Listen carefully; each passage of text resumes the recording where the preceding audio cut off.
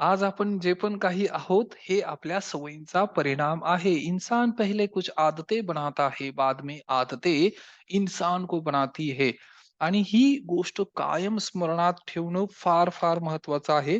आज आपण काही गोष्टी पुन्हा रिवाईज करणार आहोत, ज्या आपण पूर्वी पाहिलेल्या आहेत, शिकलेल्या आहेत. परंतु आता ह्या गोष्टी आपल्याला पुन्हा प्रॅक्टिस करायची आहे. आणि this session is purely for practice, right? यामध्ये आपण वेगवेगळ्या जीवनाच्या वेगवेगळ्या क्षेत्रांवर काम करणार आहोत. हेल्थ, रिलेशन, करियर आणि मनी, राइट?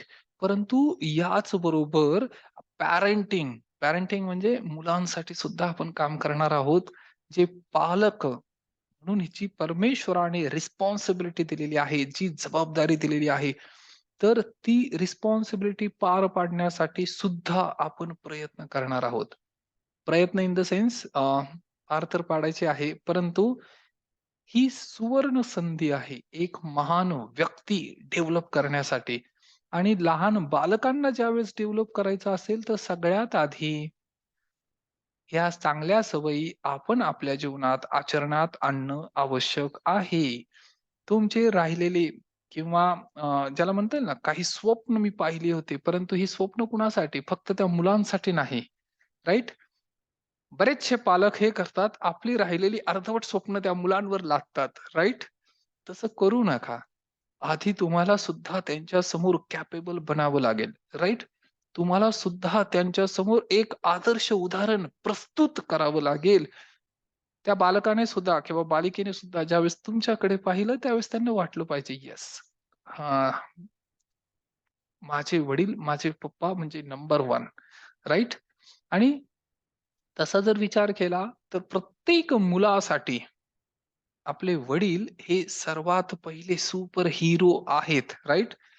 तो लहान बालक ज्यावेळेस त्याच्या वडिलांना पाहतो ना, त्यावेळेस त्याला असं वाटतं, की येस, मी सुद्धा असा बनेल. हे बालपणातली गोष्ट. ज्यावेळेस ते वडील त्याला जवळ घेतात, प्रेम करतात किंवा ज्या गोष्टी मुलांना जमत नाही, ते त्याच्या पालकांना, वडिलांना जमतात, त्यावेळेस त्या मुलांच्या अंतर्मनामध्ये वडिलांची जी पहिली प्रतिमा आहे ती सुपर हिरो म्हणजे हे एक नायक आहेत. राइट? आणि जसं तो मोठा होत जातो तसं त्याला रिअलाईज होतं, की हे पूर्ण घर याची जबाबदारी सर्वस्वी माझ्या वडिलांनी घेतलेली आहे. राइट? हां. अजून थोडासा मोठा होत जातो तसं मग काही गोष्टी अजून रिअलाईज होत जातात आणि मग त्याच्या लक्षात येतं किंवा जे इमोशनल सेंटर आहे, इमोशनल सेंटर आहे हार्ट, तिथून तो आई-वडीलच थोडेसे दूर होत जातात, राइट?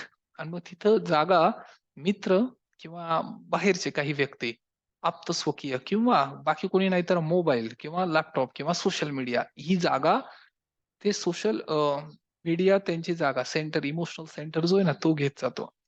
आईसाठी सुद्धा तसंच आहे, राइट? आई आणि पप्पा, वडील. आई सुद्धा तेवढीच कर्तबगार आहे आणि काही मुलांच्या ग्राफोलॉजीमध्ये आणि स्पेशली मी मुलींच्या ग्राफोलॉजीमध्ये हँड रायटिंगमध्ये किंवा जी त्यांची सिग्नेचर असते त्यामध्ये हा ट्रेड पाहिलेला आहे, की आई म्हणजे स्त्री ही सर्वोत्तम किंवा अ, जसं झाशीची राणी लक्ष्मीबाई यांचं स्मरण केल्यानंतर आपल्याला लगेच लक्षात येते, की त्या त्या एक फार मोठ्या वीरांगना आहेत किंवा त्यांनी इतका प्रचंड पराक्रम आणि पुरुषार्थ केलेला आहे. असंच काही स्त्रिया त्यांच्या जीवनामध्ये जो त्यांनी संघर्ष केलेला आहे किंवा जे इफोर्ट्स घेतलेले आहे किंवा आपल्या कुटुंबाची प्रगती, ग्रोथ करण्यासाठी सर्वोपरी प्रगती करण्यासाठी ज्या कमिटेड आहेत, डेडिकेटेड आहेत, हे मुलांच्या हँडरायटिंगमध्ये दिसतं. हां, तर त्यासाठी एक पर्टिक्युलर वर्ड आहे आय. हा वर्ड ते मुलं जसं राईट करतात, तसं लक्षात येतं, की यांच्या नजरेत किंवा दृष्टीत किंवा ॲटिट्यूडमध्ये ज्याला काल आपण शिकलो दृष्टिकोन. त्या दृष्टिकोनमध्ये आई आणि वडील यांच्याकडे पाहण्याचा दृष्टिकोन कसा आहे, राइट? हां, तर ह्या गोष्टी पण आपल्याला शिकायच्या आहेत. स्टेप बाय स्टेप आपण याच्यावर काम करणार आहोत आणि त्याबरोबर आता फॉर एक्झाम्पल हा ऑनलाईन सेशन आहे, लाईव्ह सेशन आहे, लाईव्ह. हा रेकॉर्डेड नाहीये, लाईव्ह सेशन आहे, राइट? तर असाच ऑफलाईन सुद्धा एक सेशन आपला होत आहे. सॅटर्डे, संडे आणि तो सब्जेक्ट फार मोठा आहे. 8 तासाचा तो कंटिन्युअस प्रोग्राम आहे, राइट? पण आज आपण जे काही शिकणार आहोत हे फक्त रिपिटेशन आहे. Repetition, repetition, repetition in the sense या जगामध्ये जर रिझल्ट येत असेल, तर तो रिझल्ट कृतीने येतो, राइट? कृती. जो व्यक्ती जितक्या प्रमाणात कृती करेल, तितक्या प्रमाणात त्याला रिझल्ट येईल. ॲक्शन ओरिएंटेड ह्या गोष्टी आहेत. जो व्यक्ती ॲक्शन घेईल, त्या व्यक्तीला रिझल्ट येतात. आणि जे छोट्या-छोट्या ॲक्शन आहेत, छोट्या-छोट्या कृती आहेत, ज्याच्याने रिझल्ट येतो. पण प्रॉब्लेम आपला असा आहे किंवा समस्या अशी आहे, काही कृती वारंवार करताना व्यक्तीला बोर होतं, बोर्डम, राइट? दररोज त्याच कृती करून त्या व्यक्तीला असं वाटतं, की आता काहीतरी मला नवीन पाहिजे. पण ज्या गोष्टींमुळे रिझल्ट येत होता, तीच गोष्ट करण्यासाठी त्या व्यक्तीला बोर्डम फील होतं. आणि ही चूक कधीही करायची नाही. जिथून रिझल्ट मिळत आहे, ती गोष्ट सतत न चुकता दररोज वारंवार this is what called law of repetition पुन्हा-पुन्हा पुनरावृत्ती करावी लागेल याची. राइट? आणि त्या गोष्टी आपण शिकणार आहोत. तर आज जो पॅटर्न आपण पाहणार आहोत अ, पुन्हा एकदा पॉवर ऑफ ग्रॅटिट्यूड आभाराची दिव्य शक्ती आणि जे ब्लॉकेज आहेत, जे अंतर्गत विरोध, ऑब्स्टॅकल होतात, हे बाहेरून होत नाही. हे अंतर्गत आहे, अंतर्मनात आहे. राइट? एक समान गोष्ट किंवा एक घटना किंवा इन्सिडेंट जर 4 व्यक्तींच्या जीवनामध्ये झाला, तर 4ही व्यक्तींचं त्या घटनेकडे पाहण्याचा दृष्टिकोन वेगवेगळा आहे. घटना जरी एकच असेल तरी सुद्धा. राइट? मग याचा अर्थ काय होतो, की जीवनात जे पण काही घडत आहे, परंतु जर मी त्या घटनेला माझ्या बेनिफिटसाठी, फायद्यासाठी जर युटिलाइज करायला सुरुवात केली. बेनिफिट म्हणजे काय? की घटना तुम्हाला दुःखी करू शकत नाही. एवढी जर तुम्ही तुमची क्षमता वाढवली आणि ह्या इन्सिडेंट, पीपल, लोक सुद्धा तसे येतील, घटना सुद्धा तशा येतील, विचार सुद्धा तसे येतील. व्यक्ती, परिस्थिती आणि इमोशन, राइट? किंवा सिच्युएशन याच्याने इमोशन जर डेव्हलप होत असेल, याचा परिणाम होतो, इमोशनचा परिणाम होतो, पण हे कमी जास्त प्रमाणात, राइट?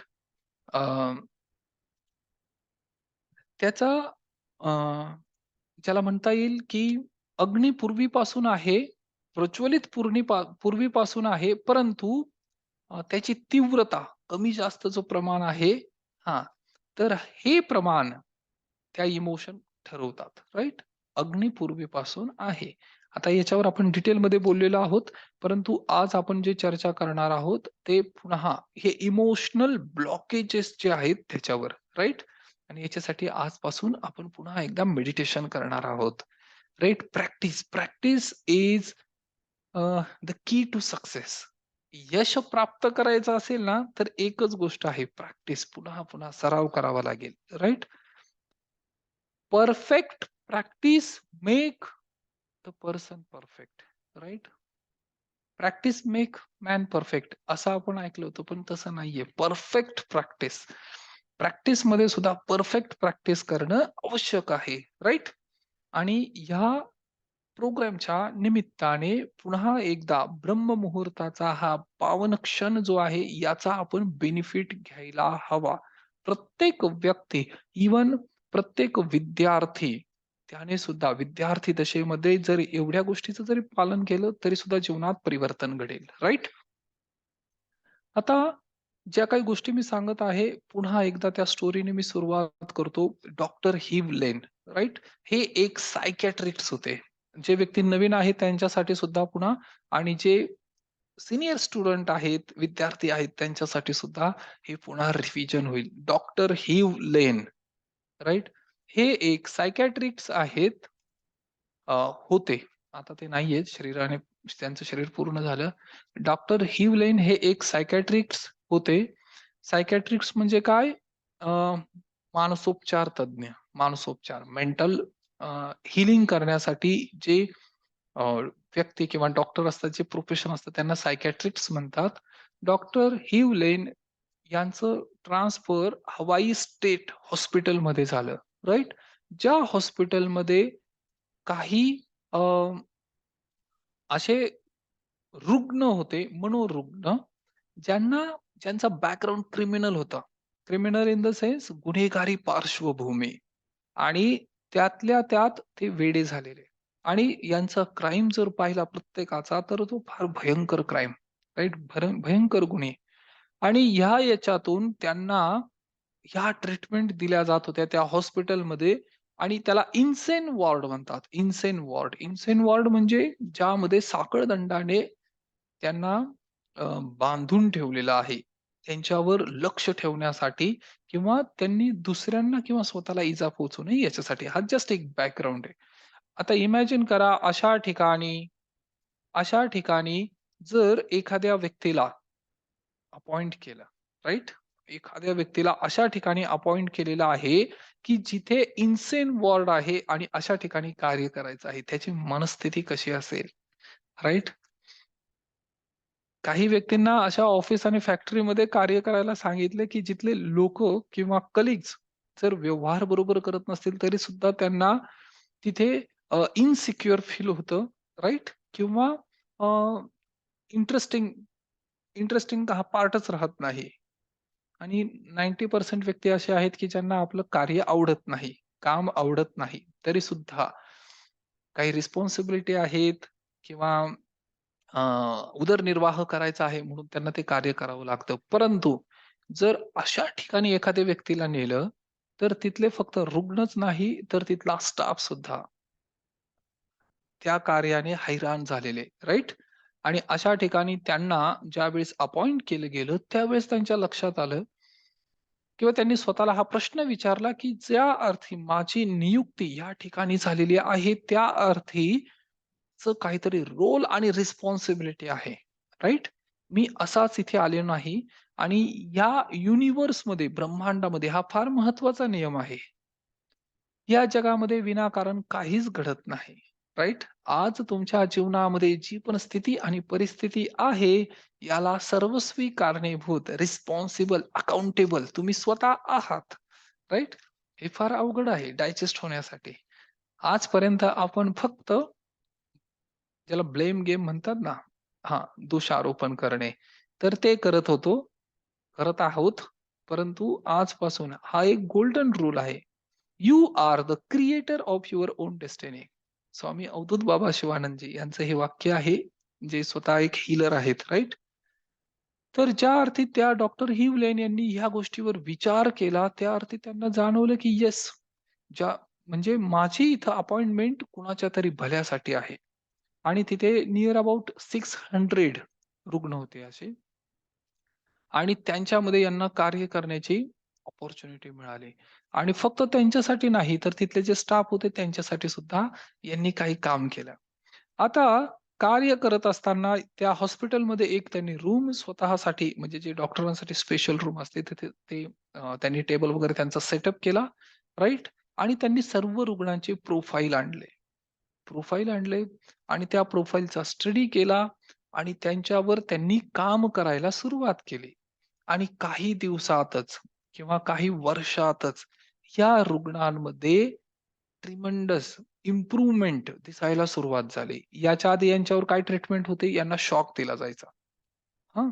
कारण एखादा व्यक्ती जर खूप जास्त हायपर होत असेल, तर त्यावेळेस त्याला कंट्रोल करण्यासाठी काय करावं लागेल?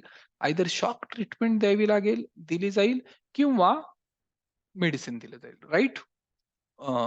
झोपेचं औषध दिलं जाईल किंवा अजून काही सिरेन इंजेक्शन वगैरे, वगैरे ज्या काही-काही ट्रीटमेंट आहेत, हायपर ॲक्टिव्हिटी कमी करण्यासाठी, राइट? आणि हे करत असताना त्यांनी त्यांचा प्रोफाईल स्टडी करायला सुरुवात केली. स्टडी करत असताना त्याच्यावर कार्य करायला सुरुवात केली. दररोज थोडा-थोडा वेळ त्यांच्यासाठी द्यायला सुरुवात केली. म्हणजे त्यांचं दिवसभराचं कार्यच ते होतं. आणि काही दिवसातच या रुग्णांमध्ये ज्यांना बांधून ठेवलेलं होतं साखळदंडाने त्यांना मुक्त संचार करायला परवानगी मिळाली. कारण ते आता त्यांच्यामध्ये इम्प्रूव्हमेंट होत होते आणि ते कुणाला इजा पोहोचवत नव्हते. साधारण उठत बसत होते.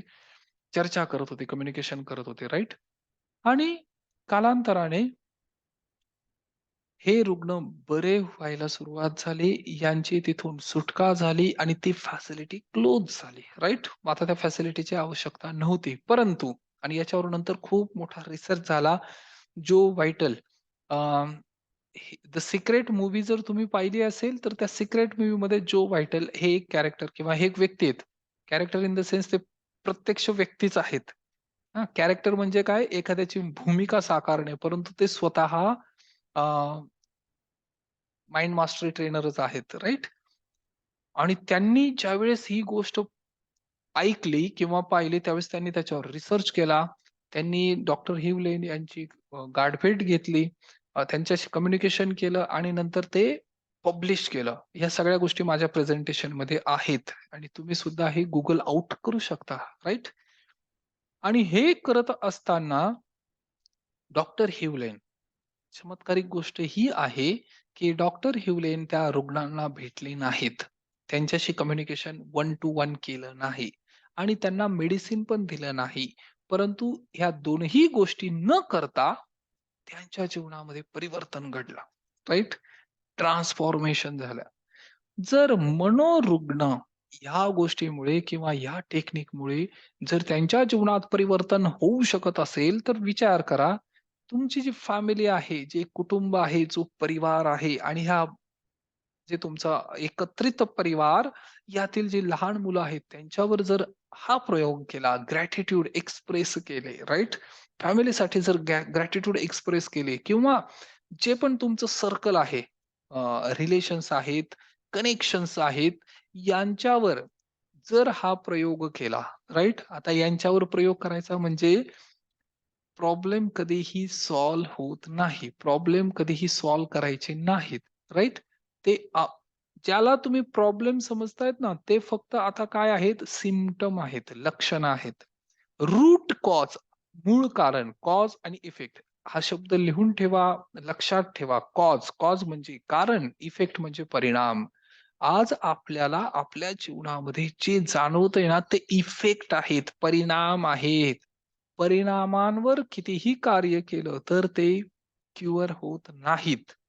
राइट? कारण रूट कॉज काहीतरी वेगळं आहे. आणि बऱ्याच व्यक्तींचा हा अनुभव आहे, की त्यांच्या जीवनामध्ये सतत अडी-अडचणी आणि समस्या येत राहतात. 15 दिवस झाले, आत्ता एक प्रॉब्लेम सॉल्व्ह केला आणि नंतर नवीन प्रॉब्लेम आलाच झाला. How come it happen? Yes, this is what called frequency. ही फ्रिक्वेन्सी जी तुम्ही सेट केलेली आहे, त्या पद्धतीने ह्या गोष्टी घडतात. फॉर एक्झाम्पल, एखाद्या व्यक्तीचे पैसे जर अडकले असतील कुणाकडे, राइट? आणि ते पैसे परत मिळत नाहीत किंवा प्रयत्न करून सुद्धा किंवा डेटवर डेट, तारखेवर तारीख मिळते, राइट? बऱ्याच वेळा होतं असं. हां, टाइप करा जर होत असेल असं तर. चॅट बॉक्समध्ये लिहा जर काही व्यक्तींबरोबर असं झालेलं असेल किंवा त्यांनी अनुभव केले. येस लिहा फक्त व्हाय. ॲक्शन फ्रिक्वेन्सीमध्ये येणं गरजेचं आहे, राइट? हां. पूर्ण येस नाही लिहिता आला तर वाय तरी लिहा. कमीत कमी वाय लिहा, वाय. येस. बऱ्याच वेळा असं होतं, की काही व्यक्तींकडनं पैसे येणे आहेत, परंतु बऱ्याच वेळा ते अडकले जातात, राइट? आणि याच्यासाठी बऱ्याच काही गोष्टी आहेत, बरीच काही कारणं आहेत. सगळ्यात महत्त्वाचं कारण जर वास्तूमध्ये पाहिलं, तर त्याला साउथ ईस्ट झोन म्हणतात. साउथ ईस्ट अग्नी दिशा आहे ही. आणि ह्या अग्नी दिशेमध्ये जर दोष असेल, ब्लॉकेजेस असतील, तरी सुद्धा हे प्रॉब्लेम फेस होतात, राइट?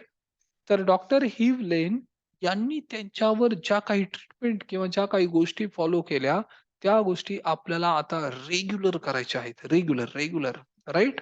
आणि दररोज जर तुम्ही ह्या गोष्टींचा प्रयोग केला, ज्या व्यक्तींकडून तुमचं येणं बाकी आहे, त्या व्यक्तीसाठी सुद्धा तुम्ही हा प्रयोग करणं गरजेचं आहे. राइट? तर यामध्ये 2 गोष्टी आहेत. 2 जसं तुमचं येणं बाकी आहे आणि आपण विचार करतो, की त्यांच्याकडून जर मला मिळालं, तर इथून पुढे मी बाकीच्यांना देईल, राइट?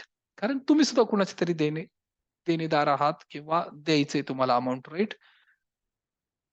तर ज्यांना कुणाला तुम्हाला काही अमाउंट द्यायची ना, त्या व्यक्तीला तुम्ही पहिल्यांदा छोटी पार्शल अमाउंट पे करा. राइट?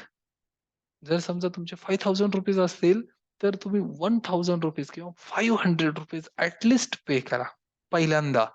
जर तुम्ही त्यांना पे केलं ना, तर हा युनिव्हर्स आणि ब्रह्मांडाचा रूल आहे. हे सर्कल आहे. हे सर्कल स्वतःला कनेक्ट करण्यासाठी मदत करतं.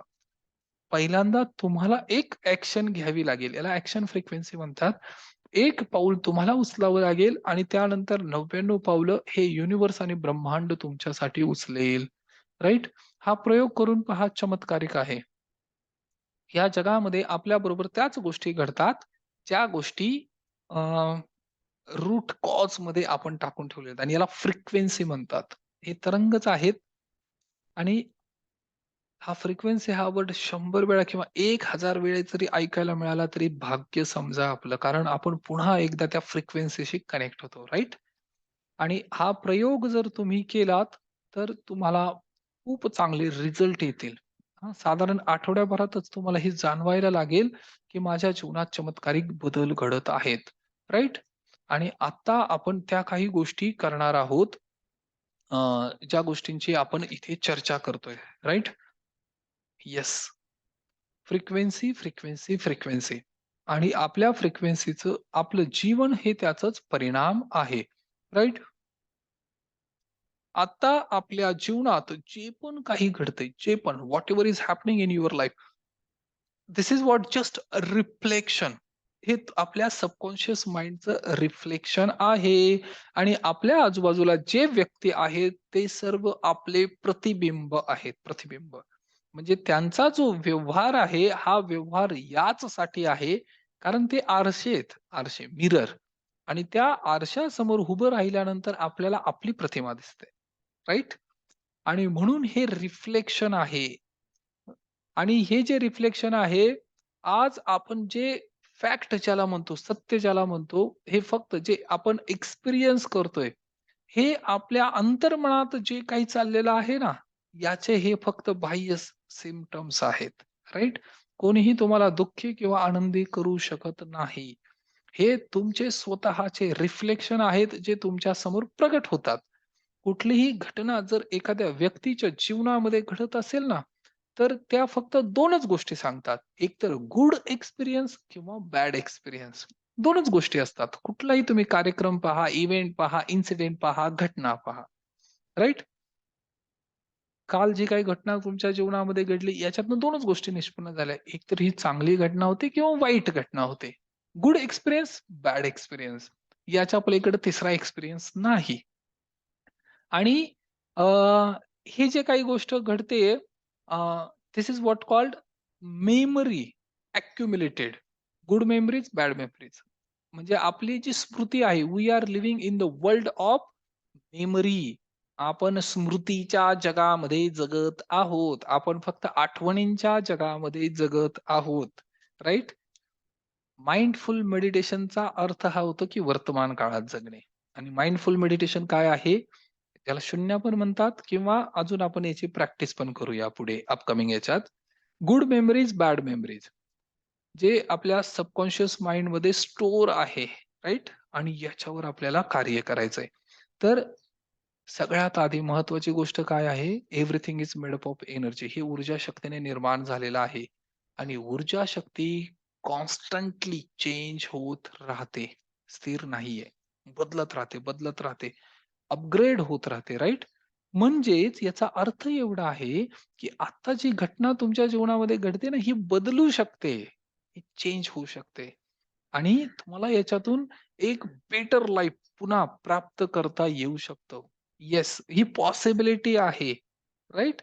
त्यामुळे कधीही निराश होऊ नका आणि याच्यासाठी पहिल्यांदा सर्वप्रथम आपल्याला एक पाऊल उचलणं आवश्यक आहे. राइट? अंतर्मनामध्ये ही सूचना स्वतःला देणं गरजेचं आहे. म्हणजे पहिला रूल काय सांगतो, की जे काही माझ्या जीवनात घडत आहे, हे माझ्याच अंतर्मनाचं रिफ्लेक्शन आहे, परिणाम आहे. मग आता हे हेल्थ, रिलेशन, करियर आणि मनी ह्या चारही क्षेत्रात हे लागू पडतं. आज तुमची परिस्थिती जी पण काही आहे, ही कशामुळे आहे? Just because of your memories, right? हा पहिला rule. Whatever happening in my life, this is just what reflection of my subconscious mind. माझ्या अंतर्मनाचं हे प्रतिबिंब आहे. आता ज्या पण अडी-अडचणी आणि समस्या आपल्या जीवनामध्ये येत आहेत, हे कशासाठी येत आहेत माहिती आहे तुम्हाला? हां, हे जे प्रॉब्लेम किंवा ज्या काही गोष्टी येत आहेत, ह्या सगळ्या प्रॉब्लेम आता पहिल्यांदा ह्या प्रॉब्लेम म्हणजे काय रनिंग मेमरीज आहेत, राइट? ह्या रनिंग मेमरीज आहेत. आता तुम्ही ब्रह्ममुहूर्त समयी हा जो सेशन अटेंड करताय, आता कुठं प्रॉब्लेम आहेत ते? आता ते व्यक्ती कुठं आहेत? कदाचित ते झोपले असतील, ते आपापल्या घरी असतील किंवा घरातलेच असतील तरी सुद्धा ते जिथे कुठे असतील तिथे विश्राम करतायत, राइट? परंतु त्याच स्मृती जर तुम्ही जागृत केल्या, तर तो प्रॉब्लेम पुन्हा अराईज होईल, राइट? हां. याचा अर्थ काय? या फक्त रनिंग मेमरीज आहे. एक तर बॅड एक्सपिरियन्स, गुड एक्सपिरियन्स, अनुभव आहे. प्लस तो अनुभव होता तो ठीक आहे. परंतु ते आत्ता प्ले होते. कॅसेट जी आहे व्हिडिओ प्ले जो करतोय ना आता आपण, हे प्लेचं बटन दाबल्यानंतर तो मूव्ही स्टार्ट होतो. याला स्टोरी म्हणतात. Everybody has their own story, right?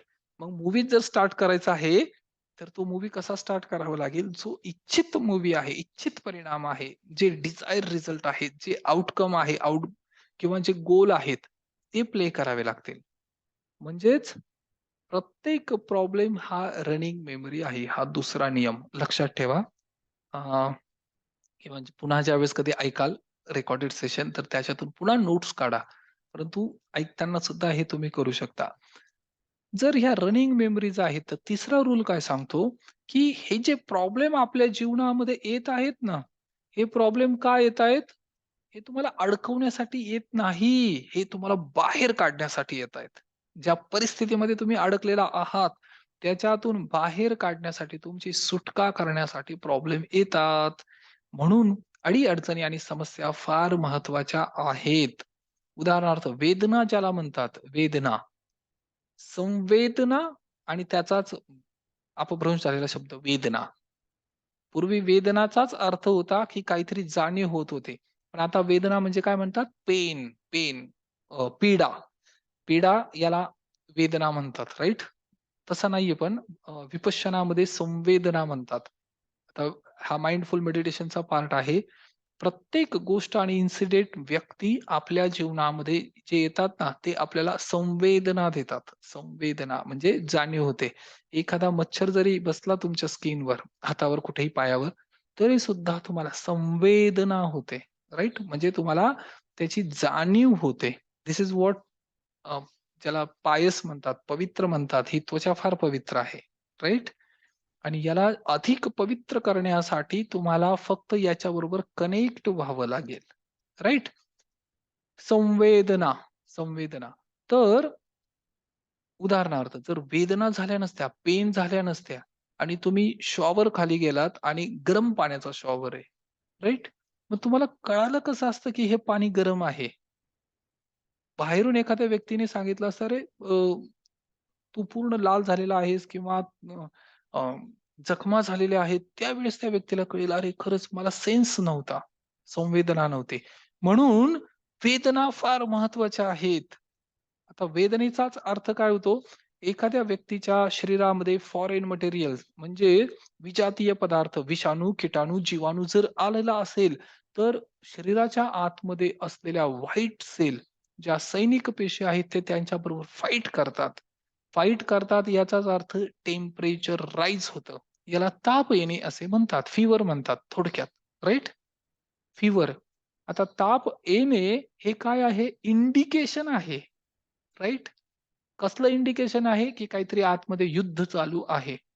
आणि याच्यामध्ये जर एखादा व्यक्ती पॅरासिटामॉल कंझ्युम करत असेल, तर याच्याने काय होईल? लक्षणं कमी होतील. पण मूळ कारण जे आहे ना, विषाणू, किटाणू, जीवाणू ते तसेच आहेत जिवंत आतमध्ये. आणि ताप फक्त बाहेरून तुम्ही कमी केलाय आणि म्हणून प्रत्येक 4 तासाला, 6 तासाला तो ताप पुन्हा, पुन्हा, पुन्हा, पुन्हा यायला लागतो. राइट? कारण रूट कॉज अजून जिवंत आहे आतमध्ये. येस. आणि सिम्प्टमवर जे व्यक्ती काम करतात त्यांच्या जीवनात ह्याच गोष्टी घडतात. एक्झॅक्टली. 10 दिवस झाले, 15 दिवस झाले, एक प्रॉब्लेम सॉल्व्ह केला नाही आणि लगेच दुसरा प्रॉब्लेम उदयास आला. त्यांना लक्षात येत नाही, की हे का होतंय, राइट? आणि most of the middle class family, even rich class family काय आणि पुअर क्लास फॅमिली काय, प्रत्येक व्यक्तीच्या जीवनामध्ये याच गोष्टी घडतात. आणि याला स्ट्रगल म्हणतात. ते स्ट्रगल करत, करत, करत, करत आज जिथे कुठे आहेत तिथे आहेत. राइट? आणि याच्यावर कार्य करणं गरजेचं आहे. म्हणून प्रॉब्लेम आपल्या जीवनामध्ये येतात ते अडकवण्यासाठी नाही. जर तापच आला नाही तर कसं काय कळेल, की आतमध्ये व्हायरस किंवा व्हायरल इन्फेक्शन झालेलं आहे? नाही कळणार, राइट? आणि बऱ्याच वेळा अ, याच्यासाठी जे अँटिबायोटिक दिले जातात ना, एखाद्या व्यक्तीला थ्रोटमध्ये इन्फेक्शन झालेलं आहे. पण हे कळण्यासाठी सुद्धा ताप येतो, राइट? म्हणजे याचा अर्थ काय? तिसरा नियम, की माझ्या जीवनामध्ये ज्या पण काही गोष्टी घडत आहेत, हे कशासाठी आहे? हे इंडिकेटर आहेत. हे मला सूचना देण्यासाठी होतंय. राइट? सूचना. मला इन्फॉर्मेशन मिळते. का? मला याच्यातून बाहेर पडण्यासाठी. प्रत्येक व्यक्तीच्या जीवनामध्ये आजार आणि संकट जर येत असतील, तर याचं एकच कारण आहे. याचं एकच कारण आहे. काय कारण आहे?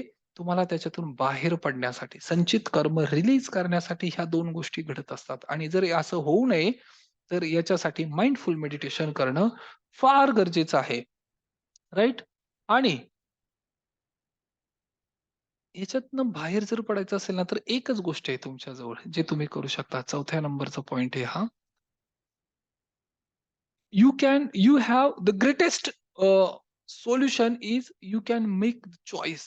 तुमच्याकडे चॉईस आहे आत्ता. चॉईस म्हणजे काय? निवडणे. हा एकच सोल्युशन आहे. ग्रेटेस्ट वे म्हणजे सर्वोत्तम सोल्युशन आहे, की मेकिंग चॉईस. तुम्हाला हे निवडावं लागेल. काय? क्लिन्झिंग करणं. म्हणजे स्वतःला डिटॉक्सिफाय करणं किंवा क्लिन्झिंग करणं. आता अंतर्मनातील डिटॉक्सिफिकेशन करायचं ना, हे जसं तुम्ही करायला सुरुवात कराल आणि ही एकच चॉईस आहे. क्लिन्झिंग. क्लिन्झिंग म्हणजे काय? No complain. स्वतःला क्लीन करणं किंवा याच्यातून बाहेर पडण्याची एकच चॉईस आहे, की स्वतःवर कार्य करणं. पण हे कार्य म्हणजे कंप्लेन करणं नव्हे, तक्रार करणं नव्हे, व्यक्ती किंवा परिस्थिती किंवा फ्रस्ट्रेशन नव्हे आणि याच्याविषयी डिस्कस करणं पण नव्हे. मग काय करायचंय? क्लिन्झिंग म्हणजे you have to guide yourself. स्वतःला सूचना देऊन त्यामधून बाहेर पडणं. आणि this is what the right path. दररोज जेवढं जास्त क्लीनिंग तुम्ही करायला सुरुवात कराल, तेवढं तुमच्या अंतर्मनाला त्याच्यातून रिलीफ मिळायला सुरुवात होईल. राइट? रिलीफ मिळायला सुरुवात होईल आणि तुम्हाला त्याचे रिझल्ट आणि परिणाम जाणवायला मदत होईल. आणि याच्यासाठी जे पॉवर ऑफ ग्रॅटिट्यूड मेडिटेशन आपण करणार आहोत, या सगळ्यांचा उद्देश काय आहे? Go back to your zero. Zero म्हणजे काय? ना तिथे मायनस आहे, ना तिथे प्लस आहे. झिरो म्हणजे न्यूट्रल. प्रत्येक मेडिटेशनचा उद्देश ध्यान, साधना, संकीर्तन, सेवा या सगळ्यांचा उद्देश काय आहे? एकच आहे, की you have to go back to your zero. झिरोला पुन्हा येणं गरजेचं आहे. राइट? आणि त्यासाठी ज्यावेळेस व्यक्तीला हे जाणवतं ना, की मी झिरोला जाऊ शकतो. झिरो इन द सेन्स मी हे हँडल करू शकतो. त्यावेळेस त्या व्यक्तीच्या जीवनामध्ये परिवर्तन व्हायला सुरुवात होते. परिवर्तन म्हणजे बदल दिसायला लागतात. बाकी काही करायची आवश्यकता नाही. परंतु त्या व्यक्तीला फक्त एवढं जरी स्मरण झालं ना, की मी याच्यातून बाहेर पडू शकतो. जे जे अडी-अडचणी आणि समस्या आहे, हे मी हँडल करू शकतो. एवढं जरी त्या व्यक्तीला कळालं, तरी सुद्धा त्याला रिझल्ट यायला सुरुवात होते. राइट? हे फार महत्वाचं आहे. 80% महिला, माता, भगिनी, गृहिणी त्यांच्या स्वतःच्या या ब्लॉकेज सिस्टममध्ये स्टक झालेल्या आहेत, अडकलेल्या आहेत, अडकतात. आणि म्हणून कारण सगळ्यात सेन्सिटिव्ह व्यक्ती जर कोणी असेल कुटुंबामध्ये, तर ते म्हणजे स्त्रीच आहे. राइट? आणि हे त्यांच्या अंतर्गत जे काही युद्ध चाललेलं आहे ना, याच्यातून रिलीफ मिळण्यासाठी धिस विल हेल्प देम. आणि हीलिंग म्हणजे काय करायचं आहे? हीलिंग म्हणजे तुमचे प्रॉब्लेम बरे नाही करायचेत. हीलिंग म्हणजे प्रॉब्लेमवर काम नाही करायचं. हीलिंग म्हणजे सबकॉन्शियस माइंडवर काम करायचं आहे. राइट? आपल्या अंतर्मनाच्या ज्या दशा आहेत, ज्या स्थिती आहेत, त्याच्यावर आपल्याला काम करायचं आहे. राइट? आणि हीलिंग म्हणजेच अ, ज्यावेळेस आपण स्वतःला हील करायला सुरुवात करतो, त्यावेळेस आपण आपलं ॲटमॉस्फिअर किंवा आपले जे रिलेटिव्हज आहेत, ते सुद्धा सगळे जे पण तुमच्याशी असोसिएट आहेत, ते त्यांच्यावर याचा परिणाम होतो. इव्हन अँसेस्टरवर, राइट? त्यांचं सुद्धा हीलिंग होतं. इव्हन या पृथ्वीवर राहणारे सगळे जे लिव्हिंग बीइंग आहेत, जे पण काही आहेत, त्या सगळ्यांवर याचा परिणाम होतो. राइट? 100% ज्यावेळेस आपण रिस्पॉन्सिबिलिटी घेतो, अकाउंटॅबिलिटी घेतो, त्यावेळेस ह्या गोष्टी फॅमिली, अँसेस्टर किंवा या जगामध्ये जे पण रिलेटिव्हज आहेत, ॲनिमल किंगडम आहेत, या प्रत्येकासाठी याचा बेनिफिट होतो. राइट? आणि त्यासाठी एकच काम करावं लागेल. काय? You have to take 100% responsibility. आतापर्यंत उदाहरणार्थ रस्त्यावर खड्डा जरी पडला असेल ना, तरी त्यावेळेस असंच म्हणावं लागेल, की याला पण कारणीभूत मी आहे. राइट? आता तुम्ही म्हणाल, "मी कसं काय?" येस. ज्या अर्थी तुम्हाला तो खड्डा दिसतोय ना, त्या अर्थी तुम्ही त्याच्याशी कनेक्टेड आहात. राइट? नाहीतर तुम्हाला दिसला नसता ना मग तो. कळालं? अजून कितीतरी व्यक्ती असे आहेत, करोडो लोकं असे आहेत, की त्यांना तो नाही दिसला, पण तुम्हाला दिसलाय. किंवा जे व्यक्ती त्या रस्त्यावरून जात येत आहेत त्यांना दिसलंय. तर ही रिस्पॉन्सिबिलिटी, अकाउंटेबिलिटी आणि तुम्ही त्याच्यासाठी ठीक आहे, प्रात्यक्षिक काही करता येत नाही, काही हरकत नाही. परंतु अंतर्मनातून तर हील करू शकता ना आणि राइट काही दिवसानंतर तो खड्डा बुजवला जाईल. आपोआप, राइट? पण याच्यासाठी हे विश्व जे आहे ना, एका चेतन संस्थेवर कार्य करतंय. एकच आहे. जसं मी बऱ्याच वेळा प्रत्येक वेळेस हे उदाहरण एक्झाम्पल देतो, की घरामध्ये जी इलेक्ट्रिसिटी आहे, याच्यासाठी एकच मीटर आहे. मीटर रीडिंग इलेक्ट्रिसिटी एम-एस-सी-बीचा जो मीटर आहे, हा एकच आहे, राइट? आणि त्याच्यातून हे सगळे कनेक्शन घरामध्ये गेलेले आहेत.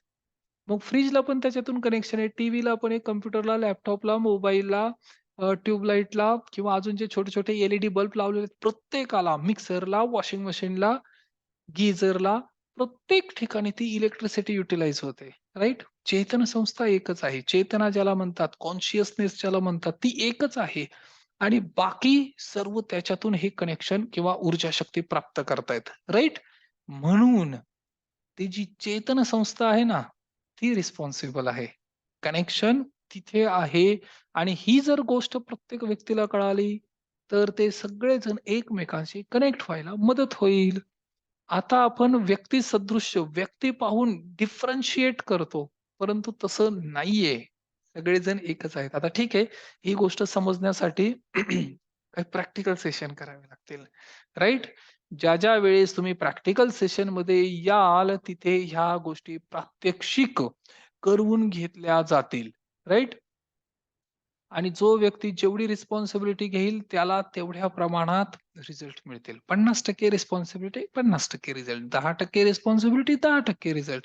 आता काही व्यक्तींना हे कळणार नाही, की दुसऱ्या व्यक्तीच्या प्रॉब्लेमसाठी मी का रिस्पॉन्सिबल आहे? हां, ठीक आहे.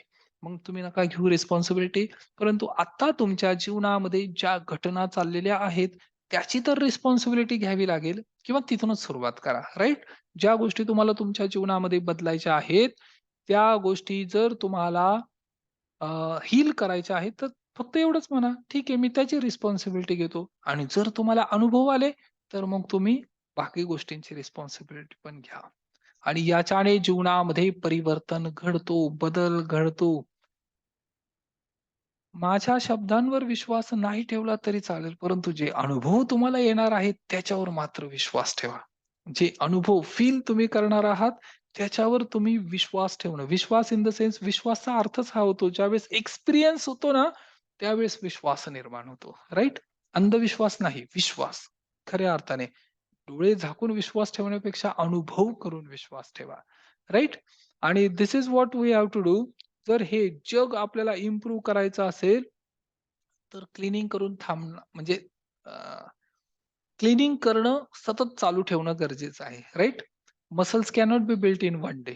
एका दिवसात चांगलं बळकट, मजबूत शरीर यष्टी बनवायची असेल, तर ती एका दिवसात शक्य नाहीये ना. त्यासाठी दररोज प्रॅक्टिस करावी लागेल. तसं दररोज क्लिन्झिंग करावं लागेल. दररोज every day we have to do this practice. कारण प्रत्येक क्षणाला अंतर्मनामध्ये जे विचार निर्माण होतात ना, याच्यात पुन्हा, पुन्हा, पुन्हा, पुन्हा संचित कर्मामध्ये व्यक्ती ट्रॅप होत जातो. म्हणून क्लीनिंग करणं फार गरजेचं आहे. राइट? Okay, very good. आणि जो व्यक्ती हे क्लीनिंग करायला सुरुवात करेल, त्याच्या जीवनामध्ये चमत्कारिक बदल घडतील. चमत्कारिक. राइट? ओके. तर अ, आता आपण एक मेडिटेशन करणार आहोत आणि हे मेडिटेशन फार महत्वाचं आहे. खरं तर अजून एक पॅरेंटिंगचं मेडिटेशन एक घ्यायचं होतं, परंतु ठीक आहे, आता वेळेअभावी सर्वप्रथम आपण एक मेडिटेशन घेणार आहोत. परंतु आतापर्यंत मी जे काही गोष्टी सांगितलेल्या आहेत, 7 ते 8 नियम आहेत हे.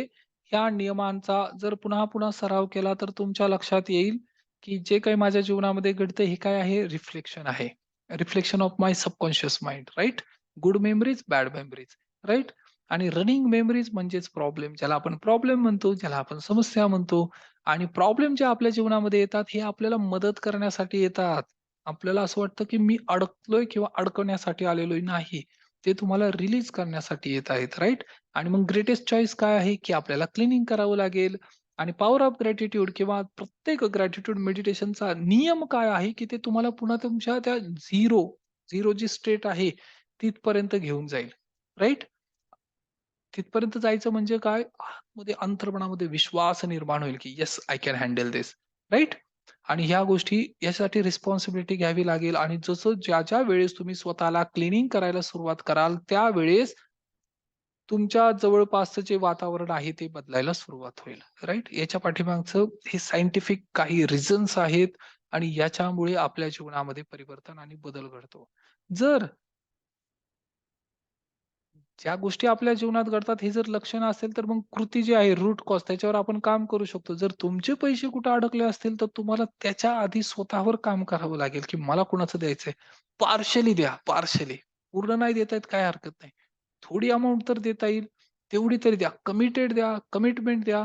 आणि ज्यावेळेस तुम्ही ही कृती करता, त्यावेळेस तुम्हाला ब्रह्मांडाचे रिटर्न म्हणजे every action has equal and opposite reaction. न्यूटनच्या दुसऱ्या नियमाप्रमाणे ज्यांना सायन्स समजतं त्यांच्यासाठी प्रत्येक क्रियेला त्याच वेळेस त्याच प्रमाणात प्रतिक्रिया मिळते. राइट? आणि यासाठी आपल्याला ही गोष्ट करायची आहे. यालाच म्हणतात रिअलाईज, रिग्रेट आणि रिलॅक्स. राइट? तर आता आपण एक छोटंसं मेडिटेशन करूया. मी एक बॅकग्राऊंडला म्युझिक प्ले करतोय. राइट? सर्वांनी पाठीचा कणा, मान, डोके एका सरळ रेषेत ठेवून बसा आणि this is what the powerful meditation. डोळे बंद करायचे आहेत. मध्येच डोळे उघडू नका. राइट? आणि याच्यावर आपल्याला काम करायचं आहे. हां, सर्वांनी डोळे बंद करा. पाठीचा कणा, मान, डोके एका सरळ रेषेत ठेवून बसा. पाठीचा कणा, मान, डोके एका सरळ रेषेत ठेवून